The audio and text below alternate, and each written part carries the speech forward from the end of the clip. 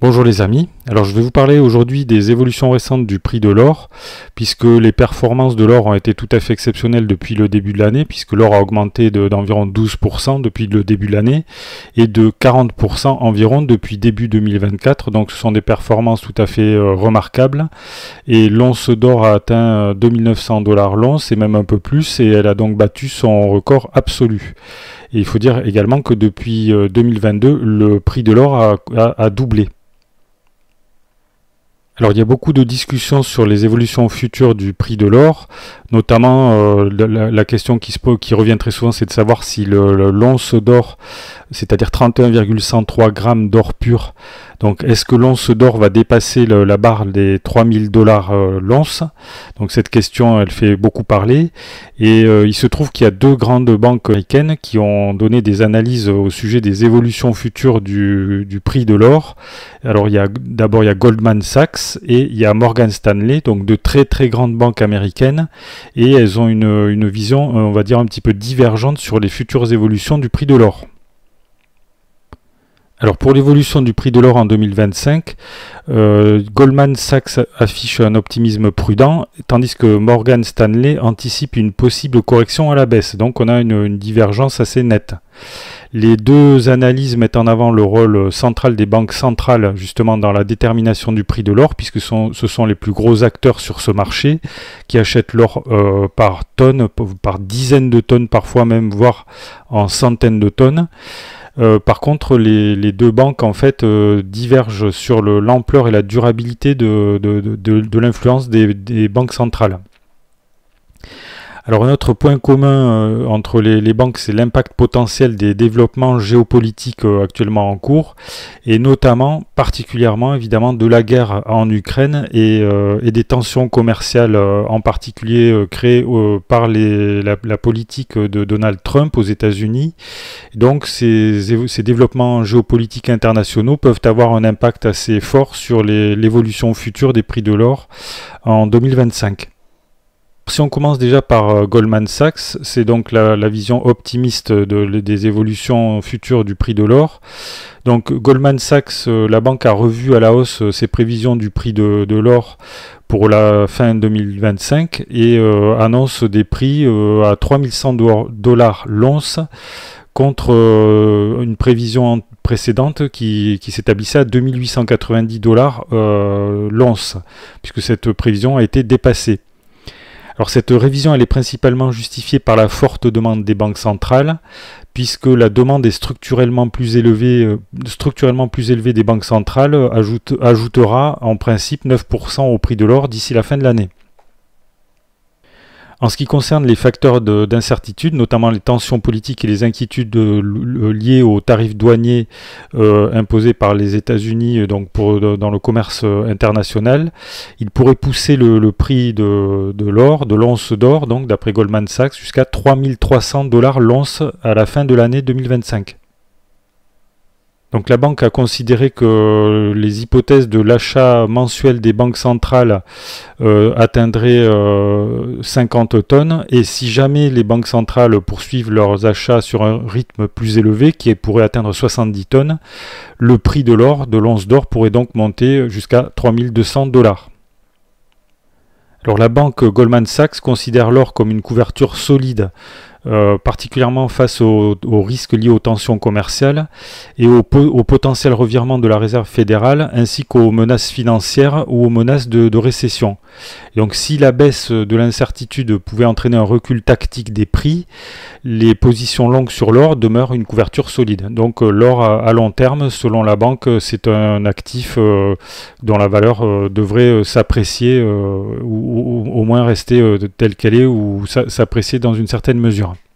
Il faut rajouter qu'il y a des craintes qui concernent la viabilité budgétaire des États-Unis, et ces craintes pourraient stimuler davantage la demande en poussant les prix jusqu'à 3250 $.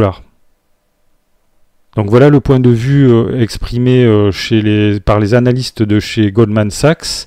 Et maintenant, on va voir un petit peu la position de Morgan Stanley, de la banque Morgan Stanley, donc qui, elle, est beaucoup plus pessimiste, on va dire, que Goldman Sachs, et qui annonce donc des prévisions plutôt à la baisse, avec un risque de correction après la forte hausse du prix de l'or qu'on a connue récemment. Alors Morgan Stanley prévoit une baisse du prix de l'or à 2700 $ l'once d'ici la fin de l'année, voire 2400 $ en raison d'une demande en repli et d'une offre en hausse. Alors d'après la banque Morgan Stanley, bien que les achats de banques centrales restent un moteur très important pour les évolutions du prix de l'or, pour la fixation du prix de l'or, le rythme de ces achats ne devrait pas s'intensifier. Et il faut rajouter qu'un accord de paix en Ukraine qui se profile pourrait entraîner une forte baisse du prix de l'or, donc à 2400 $. Donc ça c'est l'hypothèse la plus pessimiste pour le prix de l'or. Et en particulier, donc si les tensions géopolitiques internationales s'apaisent, les banques centrales devraient donc réduire potentiellement leurs achats. Alors du côté de Morgan Stanley, on affirme également que la reconstitution des stocks par le COMEX, donc qui est la bourse de l'or à New York aux États-Unis, cette reconstitution des stocks récente a soutenu la hausse des prix assez fortement, mais que cet effet de soutien pourrait s'estomper à l'avenir. En effet, on observe que l'écart de prix entre le COMEX de Londres et la LBMA de Londres se réduit et que donc les stocks américains pourraient se stabiliser au niveau où ils se trouvent actuellement. En ce qui concerne les actions des banques centrales, alors Morgan Stanley considère que ce sont des acteurs cruciaux sur le marché de l'or, mais Morgan Stanley anticipe un rythme d'achat beaucoup plus modéré des banques centrales et qu'il y a des risques de baisse des achats, notamment en raison des prix élevés ou en particulier en raison d'un potentiel accord de paix entre la Russie et l'Ukraine.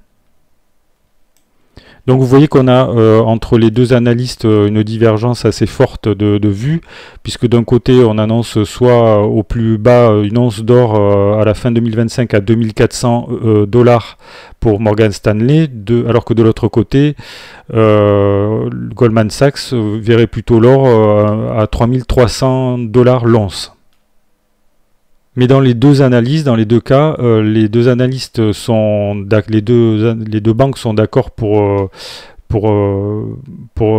mettre en exergue, on va dire, le rôle dominant des banques centrales dans la demande d'or.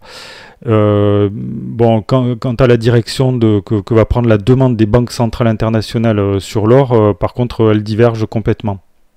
Goldman Sachs prévoit une demande soutenue, tandis que Morgan Stanley prévoit un ralentissement ou une réduction des achats. Alors en ce qui concerne la géopolitique internationale, là aussi c'est un facteur très important de l'évolution du prix de l'or, et la vision est très différente puisque la résolution ou pas de la guerre en Ukraine et les tensions internationales sont vues de manière très différente, puisque le Morgan Stanley par exemple prévoit qu'un accord de paix pourrait être un facteur qui pourrait entraîner une baisse très significative du prix de l'or dans les mois à venir.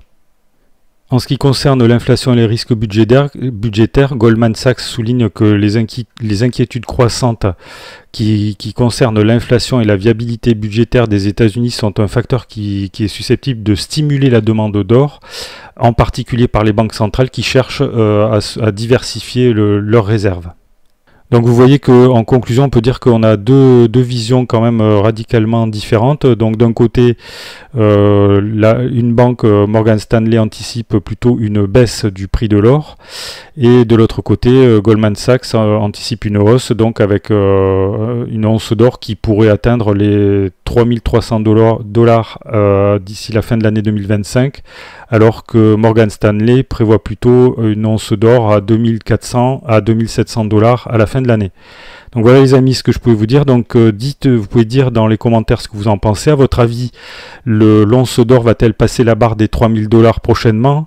Est-ce que la hausse va se poursuivre? Est-ce qu'on va assister à une baisse du prix de l'once d'or suite notamment à la réalisation de la paix en Ukraine éventuellement? Donc vous pouvez dire tout ça dans les commentaires sous la vidéo. Abonnez-vous à la chaîne si vous ne l'avez pas encore fait, cliquez sur le pouce j'aime si ça vous a intéressé. Merci les amis pour votre attention et je vous dis à bientôt pour de nouvelles vidéos.